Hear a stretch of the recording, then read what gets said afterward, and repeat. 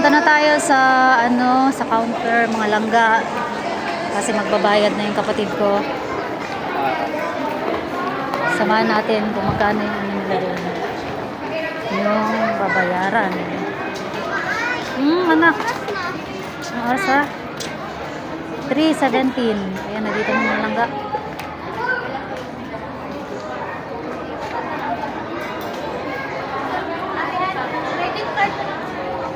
Asa siya? Ate, cash ko, diba? Ate, honey. Wala siya dito. Mami mo. Mami tawagin. Si mami tawagin dali. Kasi si mami tawagin mo.